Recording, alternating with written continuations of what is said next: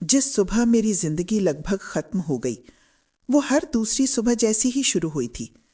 मेरा नाम हेमा शर्मा है। मैं 62 साल की हूँ, विधवा हूँ, अकेली रहती हूँ और पूरी कोशिश करती हूँ कि उस दुनिया में नजर ना आऊं जो अब मेरी उम्र की औरतों को शायद देखती ही नहीं।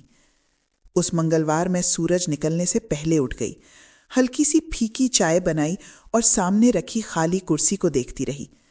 मेरे पति रमेश शर्मा को गुजरे लगभग 2 साल हो चुके थे, लेकिन सन्नाटा आज भी हर दिन नया नया लगता था। कोई नहीं बताता कि खामोशी का भी वजन होता है। आगे बढ़ने से पहले, मैं हूं लीना, आपकी कहानी की नैरेटर। मैं लाती हूं जिंदगी की ऐसी सीख देने वाली कहानियां जो हम में से ज्यादातर लोगों पर बीत चुकी हैं या फिर भविष्य में ऐसे ही घटनाओं का सामना करना पड़ सकता है। नीचे कमेंट करके बताइए कि आप हमें कहां से देख रहे हैं और हिंदी रिवेंज स्टोरीज को सब्सक्राइब करना ना भूलें। हम ऐसे लोगों की कम्युनिटी बना रहे हैं जो जानते हैं कि जिंदगी के सबसे अच्छे चैप्टर किसी भी उम्र में शुरू हो सकते हैं। अब कहानी पर वापस आते हैं। सुबह 7 बजे के थोड़ी देर बाद मैं अपने छोटे से फ्लैट से निकली, दरवाजा पीछे से बंद किया, बिना ये जाने कि शायद ये आखिरी बार हो। ऑफिस जाने वाली बस हमेशा की तरह शांत थी। मैं रोज की तरह 2 स्टॉप पहले उतर गई ताकि बाकी रास्ता पैदल चल सकूं। डॉक्टर ने कहा था कि इससे जोड़ों को फायदा होगा। सच ये था कि मुझे हवा चाहिए थी, चलना जरूरी था, ये महसूस करना जरूरी था कि मैं अब भी कहीं तो जुड़ी हूं। तभी मैंने उसे देखा। लाइब्रेरी के बाहर हर सुबह बेंच पर बैठने वाला वो बेघर आदमी आज बैठा नहीं था, खड़ा था। उसमें कुछ अलग था। उसकी शांति गायब थी, आंखें तेजी से इधर उधर देख रही थीं, शरीर तना हुआ था। जैसे ही उसने मुझे देखा, वो तेजी से मेरी ओर बढ़ा। उसने मेरा हाथ पकड़ लिया।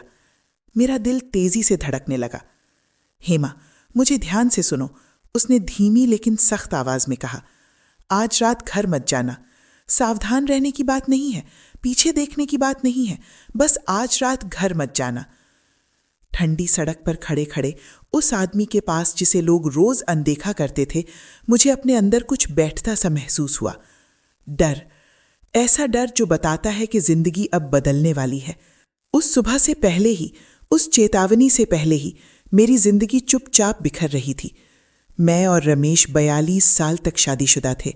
हम जवान थे जब मिले, धीरे धीरे जिंदगी बनाई और यही मानकर चले कि उसी घर में बूढ़े होंगे जहां बच्चों को पाला था। रमेश बहुत स्थिर इंसान थे। पैसे, कागजात, फैसले सब वही संभालते थे।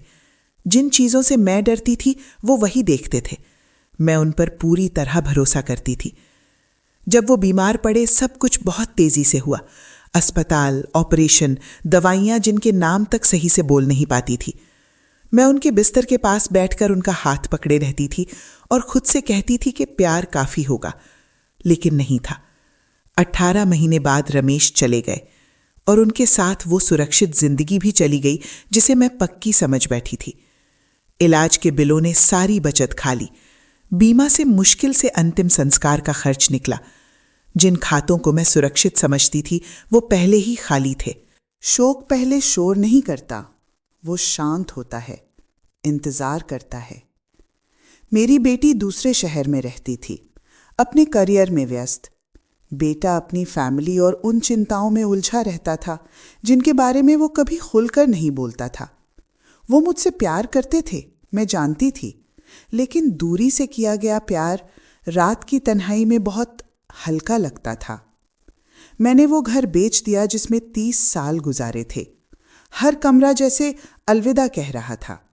अपनी पूरी जिंदगी डिब्बों में पैक की और भोपाल के किनारे एक छोटे से 1 बेडरूम फ्लैट में आ गई। पहली रात बिना खुले डिब्बों के बीच बिस्तर पर बैठकर मुझे एहसास हुआ, किसी को नहीं पता मैं कहाँ हूं।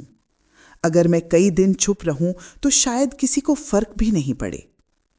62 की उम्र में मैं एक ऐसी दुनिया में फिर से शुरू कर रही थी जहां मेरी उम्र की औरतों के लिए जगह नहीं थी।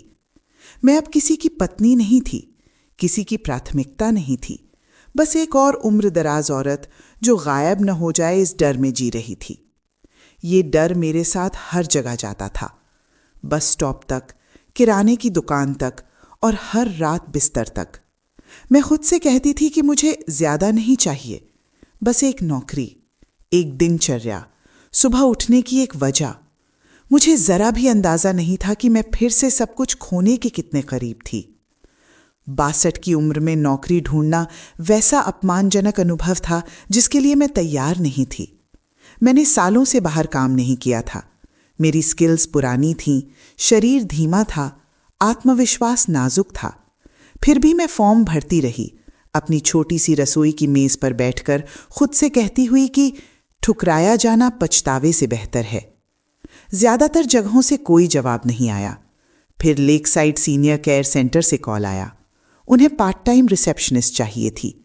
हफ्ते में 25 घंटे फोन उठाना, लोगों का स्वागत करना, कागजात संभालना।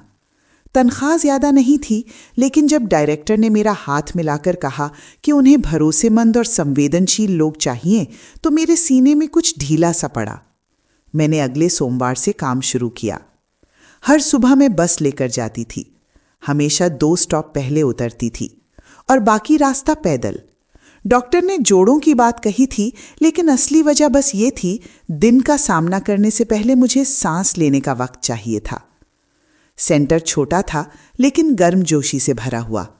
बुजुर्ग लोग खाने, गतिविधियों और साथ के लिए आते थे। कुछ बहुत धीरे चलते थे, कुछ वही कहानियां बार बार दोहराते थे, और कुछ बस इतना चाहते थे कि कोई उन्हें सुन ले। मैं उन्हें जितना समझती थी, उतना शायद मानना नहीं चाहती थी। ये नौकरी मेरे दिन को फिर से आकार दे रही थी। नहाने की वजह, साफ कपड़े पहनने की वजह, किसी इंसान से बात करने की वजह। मैं चुपचाप और ठीक से काम करती थी, सवाल नहीं पूछती थी, ध्यान खींचने की कोशिश नहीं करती थी। मुझे लगता था कि अगर मैं सिर झुकाकर रहूं तो शायद जिंदगी मुझे छोड़ देगी। बस स्टॉप से सेंटर जाते हुए मैं रोज पब्लिक लाइब्रेरी के सामने से गुजरती थी। दरवाजे के पास एक पुरानी बेंच थी जो सालों के इस्तेमाल से चिकनी हो गई थी। शुरू में मैंने उस आदमी पर ध्यान नहीं दिया जो वहां बैठता था। मुझे कोई अंदाजा नहीं था कि वो मेरी जिंदगी का सबसे अहम इंसान बन जाएगा। वो हर सुबह उसी बेंच पर बैठा होता था। सफेद होते बाल, धूप हवा से झुलसा चेहरा और पुरानी सी जैकेट। मौसम चाहे जैसा हो, उसके पास कोई तख्ती नहीं होती थी। वो किसी को आवाज नहीं देता था, बस चुपचाप बैठा रहता था, जैसे दुनिया के चलते रहने का हिस्सा हो। ज्यादातर लोग उसे देखते भी नहीं थे, शुरू में मैं भी नहीं। मैं अपनी ही सोच में रहती थी, अपने डर, अपने कदम गिनते हुए, लंगड़ा कर ना चलने की कोशिश करते हुए। लेकिन कुछ हफ्तों बाद मैंने चीजें नोटिस करनी शुरू की। लोगों को हल्का सा सिर हिलाकर सलाम करना, ठंडी सुबह में भी सीधा बैठना, उसकी खामोश गरिमा। कुछ तो था जो जाना पहचाना लगता था। एक सुबह बिना सोचे मैं रुक गई, पर्स से कुछ पैसे निकाले और उसके पास रख दिए। क्या कहूं समझ नहीं आया, तो कुछ नहीं कहा। उसने ऊपर देखा, उसकी आंखें नर्म थीं। धन्यवाद बहन जी, उसने कहा, भगवान भला करे। उसकी आवाज शांत थी, स्थिर थी और अजीब सी अपनापन लिए हुए थी। मैं आंखों में आंसू लेकर वहां से चली गई, बिना ये जाने कि क्यों। उसके बाद ये आदत बन गई, कभी 500, कभी खुले पैसे, कभी बस मुस्कान और नमस्ते। लेकिन मैं रुकती जरूर थी। हम बातें करने लगे। उसका नाम विजय वर्मा था, उम्र 76 साल। जिंदगी भर वो सरकारी स्कूल में इतिहास और नागरिक शास्त्र पढ़ाता रहा था। वो मुझसे मेरी नौकरी, बच्चों और अकेले संभालने के बारे में पूछता था। बहुत समय बाद किसी ने मुझसे ये सवाल पूछे थे। अजीब सी बात थी कि बेंच पर बैठा वो आदमी मेरा दोस्त बन गया था और मैं उसकी। धीरे धीरे विजय ने अपनी कहानी बताई, एक साथ नहीं बल्कि छोटे छोटे टुकड़ों में। वो 40 साल से ज्यादा शादीशुदा रहा। पत्नी के अचानक जाने के बाद उसकी जिंदगी बहुत तेजी से बिखर गई। उसने गलत लोगों पर भरोसा कर लिया। एक फाइनेंशियल एडवाइजर ने पेंशन सुरक्षित रखने का वादा किया और सब खाली कर दिया। जब तक विजय को समझ आया, पैसा जा चुका था और वो आदमी भी। पेंशन के बिना सब बह गया। जिस फ्लैट में वो सालों से रह रहा था, उसे बेच दिया गया। किराया रातों रात 3 गुना हो गया। विजय ने जितना उठा सकता था उठाया और निकल पड़ा। कहीं जाने की जगह के बिना। वो ये सब बिना कड़वाहट के बताता था। यही सबसे ज्यादा चुभता था। एक ऐसा आदमी जिसने जिंदगी भर बच्चों को जिम्मेदारी और ईमानदारी सिखाई, जो रोज क्लास में खड़ा होकर सही काम पर भरोसा करता रहा। आज वो कभी शेल्टर में, कभी सड़क पर सोता था। मुझे हर बार गुस्सा आता था, उस पर नहीं बल्कि उस सिस्टम पर जो अच्छे लोगों को इतनी आसानी से गायब कर देता है। आपको यहां नहीं होना चाहिए, मैंने एक ठंडी सुबह कहा। आपका घर होना चाहिए। विजय बस मुस्कुरा दिया। मेरी जिंदगी अच्छी रही है हेमा, उसने कहा, और दिमाग अब भी साथ है। वो भी कुछ मायने रखता है। लेकिन मेरे लिए वो काफी नहीं था। कहीं उन बातचीतों के बीच मुझे एहसास हुआ कि हमारी दोस्ती अब साधारण नहीं रही थी। हम दो लोग थे जिन्होंने अलग अलग तरीकों से सब कुछ खो दिया था और हर सुबह के सन्नाटे में एक दूसरे से मिल रहे थे। हमें नहीं पता था कि ये रिश्ता कितना अहम होने वाला है। जिस सुबह विजय ने मुझे चेतावनी दी, हवा कुछ अलग सी थी। आसमान नीचे लटका हुआ, धूसर, ऐसा जो बिना वजह सीने पर बोझ डाल दे। मैं बस से उतरी और लाइब्रेरी की तरफ बढ़ी, दिन के काम सोचते हुए। फोन, नाम, मुस्काने। विजय बेंच पर नहीं बैठा था। वो उसके पास खड़ा था, इधर उधर टहल रहा था, मुट्ठियां भींचे हुए। मुझे देखते ही उसके चेहरे पर कुछ ऐसा आया जो मैंने पहले कभी नहीं देखा था, डर। वो तेजी से मेरे पास आया और मेरा हाथ पकड़ लिया। हेमा, मुझे बहुत ध्यान से सुनो। आप मुझे दर्द दे रहे हैं, मैंने कहना शुरू किया, लेकिन उसने सिर हिला दिया। तुम्हारे ऑफिस में कुछ गड़बड़ है, बहुत बड़ी।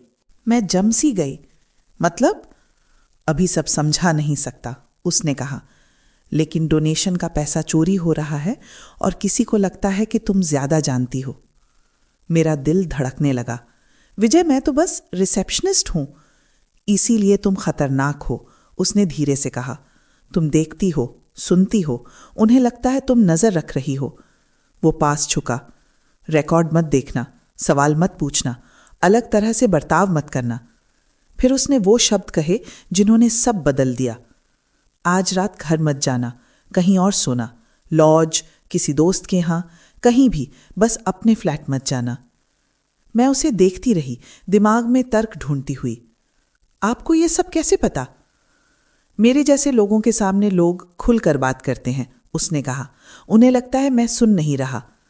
अब उसकी आंखों में घबराहट नहीं थी, सिर्फ यकीन था। वादा करो। मैं समझ नहीं पा रही थी, भरोसा भी नहीं था, लेकिन मैंने सिर हिला दिया। वादा। विजय ने मेरा हाथ छोड़ा और पीछे हट गया। वो फिर से उसी भूमिका में लौट गया जो दुनिया उससे चाहती थी। बेंच पर बैठा, हाथ जोड़कर, और फिर से अदृश्य हो गया। मैं कांपती हुई खड़ी रही, एक बात साफ जानते हुए कि जो भी आने वाला था, मैं पहले ही उसका हिस्सा बन चुकी थी। उस सुबह लेक साइड सीनियर सेंटर तक का रास्ता कुछ ज्यादा ही लंबा लगा। विजय के शब्द हर कदम के साथ गूंजते रहे। पैसा, रिकॉर्ड, कोई सोचता है कि मैं ज्यादा जानती हूं। मैं खुद को समझाती रही कि वो गलत हो सकता है, कि डर ने उसकी कल्पना भर दी होगी, लेकिन पेट में गांठ पड़ चुकी थी। Lake side senior care centre पहुंची तो वहां हलचल थी। लोग लाइन में खड़े थे, आवाजें आपस में बिल रही थीं, कुर्सियों पर कोट टंगे थे। मैंने मुस्कुराकर नाम लिए, फोन उठाए, जैसे रोज करती थी। बाहर से कुछ नहीं बदला था, अंदर सब कुछ बदल चुका था। दोपहर से ठीक पहले सेंटर की डायरेक्टर सुनीता मल्होत्रा अपने कमरे से निकली। 10 साल से ज्यादा समय से वे सेंटर चला रही थीं और सब उनका सम्मान करते थे। वो मेरे डेस्क के पास रुकी और धीमी आवाज में बोली, हेमा, एक बात पूछूं? जी। क्या तुमने हाल में डोनेशन को लेकर कुछ अजीब नोटिस किया है? किसी दानदाता की शिकायत? मेरा दिल उछल पड़ा। नहीं, मैंने संभल कर कहा। ऐसा कुछ तो नहीं। उन्होंने हाथ हिलाकर बात टाल दी। शायद कुछ नहीं है। एक दानदाता ने कहा कि उसकी रसीद रकम से मेल नहीं खा रही। नेहा देख रही है। नेहा नई अकाउंट्स क्लर्क थी, युवा, तेज, हमेशा मुस्कुराती थी, सबको पसंद थी। सुनीता चली गई और मेरे पेट की गांठ और कस गई। ये महज इत्तेफाक नहीं हो सकता था। दिन बाकी का जैसे घिसटता रहा। हर बार जब नेहा लॉबी से होकर निकलती, मैं आंखों के कोने से उसे देखती रहती। वो सहकर्मियों के साथ हंसती, बुजुर्गों से बात करती, सबके सामने बिल्कुल ऐसे लगती जैसे छुपाने को कुछ है ही नहीं। लेकिन विजय ने मुझे कहा था, सवाल मत पूछना, तो मैंने नहीं पूछे। शाम होते होते मेरी नसें जैसे तन चुकी थीं। जब आखिरकार 5 बजे मैंने अपना सामान समेटा और बाहर की तरफ बढ़ी। हेमा, सुनीता ने पीछे से आवाज दी, जाने से पहले 1 मिनट मेरे ऑफिस आ जाओगी? मेरा दिल धक से रह गया। मैं उनके पीछे कॉरिडोर में चल पड़ी। मन में यही घूमता रहा कि क्या यही वो पल है जब सब बिखर जाएगा, या यही वो पल है जब मैं उनकी अगली समस्या बन जाऊंगी। सुनीता ने ऑफिस का दरवाजा बंद किया और मुझे बैठने का इशारा किया। मैं एक पल खड़ी रही। कानों में अपनी धड़कनें बहुत तेज सुनाई दे रही थीं। फिर उनके सामने वाली कुर्सी पर बैठ गई। उन्होंने हाथ बड़े सलीके से जोड़े। चेहरे पर शांति थी, लगभग नरमी। हेमा, उन्होंने कहा, मुझे तुमसे एक गोपनीय बात करनी है। गोपनीय शब्द सुनकर मेरे अंदर ठंड सी दौड़ गई। उन्होंने बताया कि डोनेशन रिकॉर्ड्स में गड़बड़ियां हैं, पैसे गायब हैं, बाहर से ऑडिटर आने वाला है, पुलिस तक मामला जा सकता है। वो ऐसे बोल रही थीं जैसे हर शब्द सोचकर चुन रही हों। मैं बिना टोके सुनती रही, चेहरा सामान्य बनाए रखे, लेकिन दिमाग तेज दौड़ रहा था। कोई हमसे चोरी कर रहा है, सुनीता ने कहा, और हम पता करना चाहते हैं कौन। फिर उन्होंने सीधे मेरी तरफ देखा। तुम यहां काफी समय से हो, पैटर्न्स तुम्हें दिखते होंगे। मुझे जानना है, क्या तुम्हें कुछ भी असामान्य दिखा? विजय की आवाज मेरे सिर में गूंज गई। रिकॉर्ड मत देखना, सवाल मत पूछना, अलग मत बर्ताव करना। मैंने धीरे से सिर हिलाया। मैं तो सिर्फ रिसेप्शनिस्ट हूं।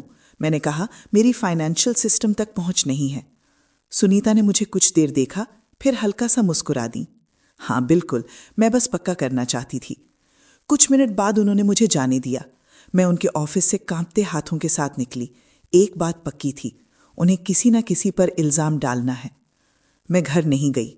मैं सीधे अपने फ्लैट से करीब 1 किलोमीटर दूर एक छोटे से लॉज में रुकी और पूरी रात खिड़की के बाहर ट्रैफिक की आवाज सुनती रही। रात करीब 2 बजे मेरा फोन बजा। पुलिस वाले ने बताया कि मेरे बिल्डिंग में आग लगी है। आग मेरे ही फ्लोर से शुरू हुई थी। अगर मैं उस रात घर चली गई होती तो मैं उसी फ्लैट में सो रही होती और शायद फिर कभी नहीं उठती। उस कॉल के बाद मैं सो नहीं पाई। सुबह होते ही मैंने टैक्सी ली और सीधे लाइब्रेरी पहुंची। पूरे रास्ते मेरे हाथ कांप रहे थे। पुलिस वाले के शब्द दिमाग में घूम रहे थे। आग, मेरा फ्लोर, मेरा फ्लैट। विजय पहले से वहां था। मुझे देखते ही वो खड़ा हो गया, चेहरा फीका, आंखें मेरी तरफ ऐसे देख रही थीं जैसे कुछ ढूंढ रही हूं। जब उसे लगा कि मैं ठीक हूं, उसके कंधे राहत से ढीले पड़ गए। तुम जिंदा हो, उसने धीमे से कहा, भगवान का शुक्र है। मैंने खुद को रोक नहीं पाई और उसके हाथ पकड़ लिए। आप जानते थे, आपको पता था कुछ होने वाला है। उसने बस एक बार सिर हिलाया। आओ बैठो हेमा। हम उसी बेंच पर बैठे जहां वो दिन भर बैठता था। उसने अपनी पुरानी जैकेट के अंदर वाले पॉकेट से एक छोटी सी कॉपी निकाली, वैसी जैसी बच्चे स्कूल में रखते हैं। पन्ने मुड़े हुए थे और उनमें बहुत कसी हुई लिखावट थी। लोग भूल जाते हैं कि मैं यहां हूं, बातें ऐसे करते हैं जैसे कोई सुन नहीं रहा। उसने कॉपी खोली और तारीखें, समय दिखाए। कई हफ्तों से मैं देख रहा था, सुन रहा था। 2 आदमी इस बेंच के पास एक से ज्यादा बार मिले, पैसे की बात कर रहे थे, डोनेशन का पैसा। उन्होंने सीनियर सेंटर का नाम लिया। मेरा सीना कस गया। फिर वो बोला, उन्होंने एक समस्या की बात की, एक उम्र दराज औरत, रिसेप्शनिस्ट जो चीजें नोटिस कर सकती है। मुझे उल्टी सी आने लगी। कल रात उन्होंने आगे कहा, वही लोग आग की बात कर रहे थे, कैसे उसे एक्सीडेंट जैसा दिखाना है। उन्होंने तुम्हारा नाम लिया हेमा, तुम्हारा फ्लैट नंबर भी। उसने और भीतर हाथ डाला और एक पुराना फोन निकाला। मैं एक बार उनके पीछे गया, उसने कहा। सब कुछ सुन नहीं पाया, लेकिन फोटो ले ली। उसने फोन मुझे पकड़ा दिया। स्क्रीन पर एक धुंधली फोटो थी, लेकिन मैं तुरंत पहचान गई, सुनीता मल्होत्रा। उनके साथ एक लंबा आदमी खड़ा था, नुकीली शक्ल, कठोर निगाहें। दूसरी फोटो में कुछ अजनबी चेहरे थे, मैंने उन्हें कभी नहीं देखा था। सुनीता ने तुमसे चोरी की बात इसलिए की क्योंकि वो तुम्हें ही फंसाने की तैयारी कर रही थी। अगर तुम आग में मर जाती तो कहानी वहीं खत्म हो जाती। उसका बोझ मुझे कुचलने लगा। मैं अब पहले जैसा तेज नहीं रहा हेमा, उसने कहा और कॉपी मेरे हाथों में दबा दी। लेकिन सही गलत समझता हूं, और ये भी कि किसी को बचाने की जरूरत कब होती है। उसी पल मुझे एक ऐसी बात समझ आई जिसने मुझे हमेशा के लिए बदल दिया। जिस आदमी को दुनिया अनदेखा करती थी, उसने इतना ध्यान से देखा था कि मेरी जान बच गई। उसी सुबह हम पुलिस के पास गए। मैं विजय की कॉपी, फोन और वो सब लेकर गई जो उसने बड़े ध्यान से इकट्ठा किया था, तब जब बाकी दुनिया उसे पार कर जाती थी। शुरुआत में अफसरों ने शिष्टता से सुना, लेकिन सावधानी के साथ। हमारी जैसी बातें आमतौर पर विजय जैसे लोगों से नहीं आती, पर सबूत को फर्क नहीं पड़ता कि कौन ला रहा है। कॉपी की तारीखें फाइनेंशियल रिकॉर्ड से मैच हो गईं, फोटो के चेहरे सिक्योरिटी फुटेज से मिल गए। विजय ने जो बातें सुनी थीं वो उन ट्रांजैक्शन से जुड़ गईं जो कभी होनी ही नहीं चाहिए थीं। कुछ ही दिनों में जांच टीम सीनियर सेंटर पहुंच गई। कंप्यूटर सीज हुए, अकाउंट फ्रीज हुए, स्टाफ से पूछताछ हुई। सुनीता मल्होत्रा को उसके डेस्क से ही गिरफ्तार किया गया। सच मेरी उम्मीद से तेज बाहर आ गया। सुनीता सालों से डोनेशन का पैसा काट काट कर निकाल रही थी और उसे अपने भाई के कंट्रोल वाले खातों में भेज रही थी। नेहा उसी की रिश्तेदार थी जिसे कागजी काम संभालने और सब शांत रखने के लिए रखा गया था। जब दानदाता सवाल करने लगे, उन्हें निकलने का रास्ता चाहिए था। उन्हें कोई छोटा सा भरोसेमंद सा गुनहगार चाहिए था। उन्होंने मुझे चुना। आग हादसा नहीं थी। जांच में आगजनी के सबूत मिले और कड़ी सुनीता के भाई तक पहुंची। उसे पैसे दिए गए थे ताकि ये बिजली की खराबी जैसा लगे। कुछ हफ्तों बाद मैंने गवाही दी। मेरी आवाज कांप रही थी, लेकिन मैंने सच बोला। विजय ने भी गवाही दी। किसी से उधार लिया हुआ सूट पहने, सीधा खड़ा, उसी शांत अधिकार से बोलता हुआ जैसे कभी क्लासरूम में बच्चों को पढ़ाता था। न कोई चीख, न कोई जश्न, न कोई नफरत, सिर्फ तथ्य। फैसला आया, सभी धाराओं में दोषी। इंसाफ गुस्से या बदले के साथ नहीं आया, वो चुपचाप आया, सच, सब्र और उस आदमी के साथ जिसे दुनिया देखना नहीं चाहती थी। और बहुत समय बाद मुझे फिर से सुरक्षित महसूस हुआ। मुकदमा खत्म हुआ, खबरें भी धीरे धीरे गायब होने लगीं। तब मैं विजय को ढूंढने गई। लाइब्रेरी के बाहर वाली बेंच खाली थी। पहले मैंने खुद को समझाया कि वो कहीं गर्म जगह पर आराम कर रहा होगा, आखिर अब चिंता से मुक्त है। लेकिन जब कई दिन गुजर गए और किसी ने उसे नहीं देखा, मेरे सीने में वही पुराना डर वापस रेंग आया जो बैठ जाता है और जाने का नाम नहीं लेता। मैंने शेल्टर में पूछा, लाइब्रेरी में पता किया, किसी को नहीं पता वो कहाँ है। 3 दिन बाद मैं उसे अस्पताल के एक कमरे में मिली। विजय सड़क पर बेहोश हो गया था। पानी की कमी और थकावट से सालों की बिना इलाज की बीमारी ने आखिर पकड़ लिया था। डॉक्टर ने बताया कि उसकी किडनी ठीक से काम नहीं कर रहे और उसे लंबे समय से डायबिटीज थी, बिना दवा के। मैं उसके पास बैठ गई और उसका हाथ पकड़ लिया, वही हाथ जिसने मुझे खतरे से खींचकर बाहर निकाला था। मेरी आंखों में आंसू देखकर वो धीरे से बोला, रो मत हेमा, आपने मेरी जान बचाई। मैंने कहा, मैंने वही किया जो किसी को करना चाहिए, वो बोला। पर हर कोई नहीं करता, मैंने कहा। मैं ये स्वीकार नहीं कर सकती थी कि मेरी जान बचाने की कीमत उसकी जान हो। अगले कई हफ्तों तक मैं उसके लिए लड़ती रही, ऐसी जिद के साथ जिसका मुझे खुद पता नहीं था कि मेरे अंदर बची है। मैंने सोशल सर्विसेज को कॉल किया, लीगल एड से बात की, फॉर्म भरे, अपॉइंटमेंट लिए और प्लीज कहकर चुप बैठने से इनकार कर दिया। जब सभ्यता से बात करने पर काम नहीं हुआ तो मैंने विजय की कहानी हर उस इंसान को सुनाई जो सुनने को तैयार था। एक रिटायर्ड शिक्षक, धोखाधड़ी का शिकार, एक ऐसा आदमी जिसे भुला दिया गया था। लोगों ने सुना, एक एनजीओ आगे आया और रहने का इंतजाम करने लगा। एक डॉक्टर ने उसका इलाज देखने की जिम्मेदारी ली। एक वकील ने उसका रुका हुआ कुछ पेंशन क्लेम वापस दिलाने में मदद का वादा किया। विजय ये सब चुपचाप देखता रहा, चेहरे पर अविश्वास लिखा रहता। तुम्हें ये सब करने की जरूरत नहीं, वो बार बार कहता। है, मैं कहती, आप मुझे छोड़कर नहीं गए, मैं आपको छोड़कर नहीं जाऊंगी। पति के जाने के बाद पहली बार मेरे अंदर डर से ज्यादा मजबूत कुछ जागा, मकसद। गर्मी की शुरुआत तक विजय अब मरीज नहीं रहा, वो रहने वाला बन गया। एनजीओ ने उसे लाइब्रेरी से बहुत दूर नहीं, एक छोटा सा साफ फ्लैट दिलवा दिया। कोई शानो शौकत नहीं, बस एक शांत जगह, ऐसा दरवाजा जो लॉक होता हो, अपना बिस्तर और खिड़कियां जहां से सुबह की रोशनी आती हो। शिफ्ट होने वाले दिन मैं उसे लिविंग रूम के बीच बैठा देख रही थी। चारों तरफ दान में मिला फर्नीचर और किताबों के डिब्बे जो लोगों ने उसकी कहानी सुनकर दिए थे। वो धीरे धीरे चारों तरफ देख रहा था, जैसे डर रहा हो कि जरा हिला तो ये सब गायब हो जाएगा। मैंने कभी नहीं सोचा था कि मुझे फिर से अपना ठिकाना मिलेगा। आपको हमेशा से मिलना चाहिए था, मैंने कहा। दवाइयों और नियमित खाने से उसकी सेहत सुधरने लगी। आंखों में चमक लौट आई, हाथ स्थिर हुए, आवाज मजबूत होने लगी। कुछ समय बाद लोकल लाइब्रेरी ने पूछा, क्या वो वॉलंटियर करना चाहेगा? हफ्ते में 2 दोपहर विजय एक छोटी मेज पर बैठकर बच्चों को होमवर्क में मदद करता। इतिहास, नागरिक शास्त्र, वही विषय जिन्हें उसने दशकों पढ़ाया था। पहली बार मैं दूर से देख रही थी। वो बच्चों को सब्र, इंसाफ और जिम्मेदारी ऐसे समझा रहा था जैसे क्लास में समझाता था, उसी शांत अधिकार के साथ। वो फिर से अपनी जगह पर लौट आया था और किसी तरह मैं भी। मेरे बच्चे अब ज्यादा कॉल करने लगे, गिल्ट की वजह से नहीं, दिलचस्पी से। वो पूछते मैं कैसी हूँ, क्या कर रही हूँ, ये कौन सा अद्भुत इंसान है जो मेरी जिंदगी का हिस्सा बन गया। मुझे तब एहसास हुआ कि दयालुता हवा में नहीं खोती, वो चलती है, फैलती है, लौट कर आती है। ये सब इसलिए शुरू हुआ क्योंकि एक सुबह मैं रुकी, क्योंकि मैंने उस आदमी को देखा जिसे बाकी लोग यूं ही पार कर जाते थे। एक छोटा सा फैसला, एक छोटी सी लहर, और 2 जिंदगियां हमेशा के लिए बदल गईं। अब मैं 65 की हूँ। जिंदगी पहले जैसी वापस नहीं हुई, लेकिन कुछ ज्यादा शांत और मजबूत हो गई। मैं अब भी सीनियर सेंटर में काम करती हूँ, पर एक अलग सेंटर में। अब मैं ज्यादा ध्यान देती हूँ, सवाल संभल कर पूछती हूँ, खुद को उन तरीकों से सुरक्षित रखती हूँ जिनकी ज़रूरत मुझे पहले समझ ही नहीं थी।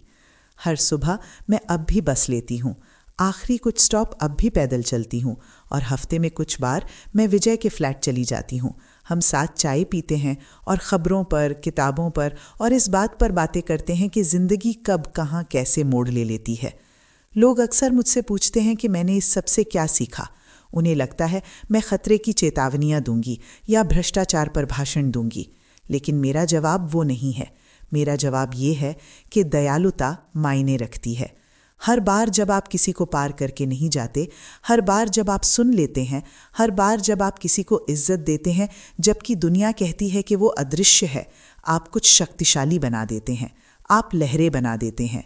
आप नहीं जानते कौन देख रहा है, आप नहीं जानते किसकी जिंदगी बदल जाएगी, और आप नहीं जानते कब वही दयालुता लौटकर आपकी अपनी जान बचा लेगी।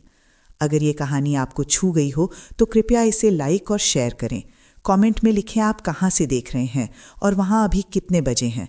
मैं हर कमेंट पढ़ती हूँ, और अगर आप ऐसी ही असली कहानियाँ, हिम्मत, इंसाफ और शांत ताकत की और सुनना चाहते हैं तो चैनल को सब्सक्राइब कर लें।